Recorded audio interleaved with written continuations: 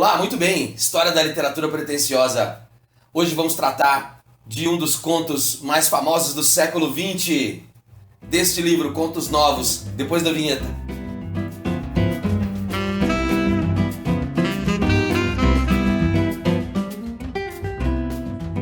Aí está.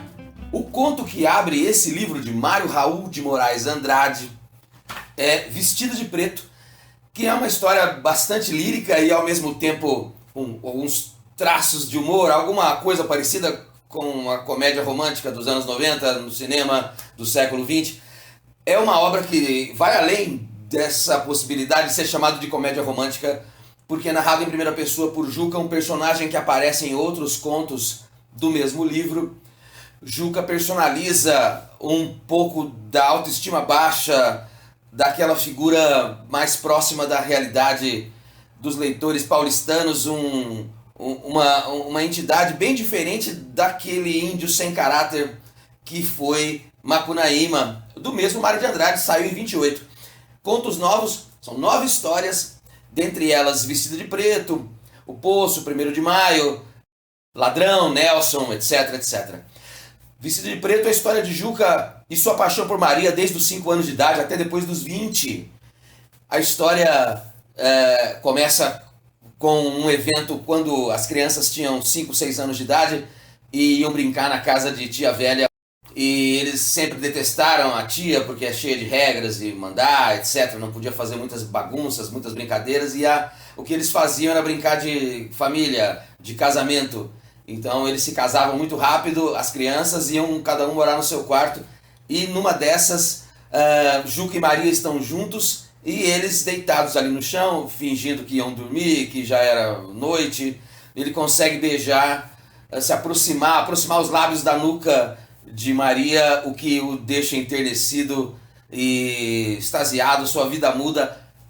Quando chega a tia velha de repente pede para que eles saíssem do quarto, que eles se retirassem dali.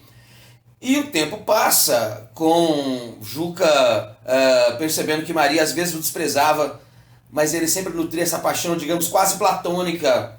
Há um episódio quando eles estão com 14, 15 anos de idade, Juca vai muito mal na escola, apenas nas redações, nas aulas de português, de desenho, ele vai bem, nas outras ele só tomava bomba, digamos, ficava para a segunda época. E numa dessas ele está chegando em casa, passa pelas primas, e aí ele está sempre com os cadernos na mão, e uma das primas diz: "Passou seu namorado, Maria."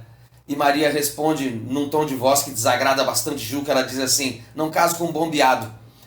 Bombeado significa não caso com aquele que foi reprovado. Juca pretende então dar uma reviravolta em sua vida e passa a estudar, feito maluco, passa a fazer pequenas palestras em grupos acadêmicos de jovens, e se transforma num aluno estudioso 100%.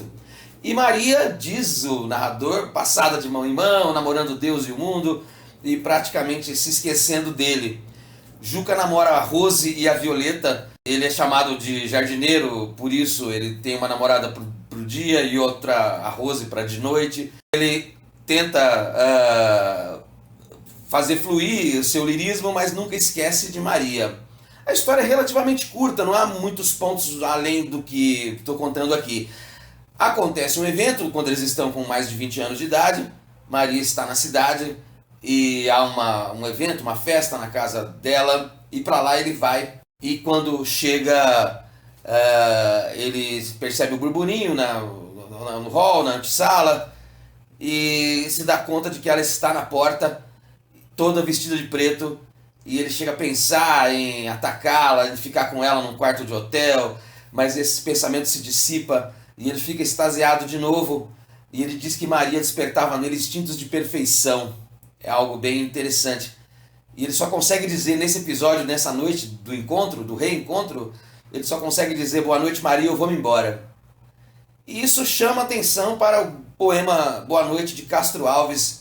"Boa noite, Maria, eu vou-me embora, a lua nas janelas bate em cheio, não me apertes assim, etc, etc. Boa noite, Maria."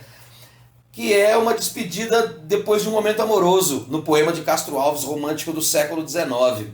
Essas duas obras, Boa Noite, Maria e Vestido de Preto, elas se casam no lirismo, na emotividade, no caráter sensual, platônico às vezes, sensual outras, de um lirismo que parece ser ingênuo, mas não é casto. São duas obras bem interessantes, o conto de Mário de Andrade e o poema de Castro Alves. Vale a pena, professora, lidar com esses dois livros, com essas duas obras, e discutir o ciúme, o platonismo, a ambiguidade amorosa quando se quer apenas dizer que ama, sem um compromisso, se tem medo de se aproximar, medo da aproximação do próximo, enfim.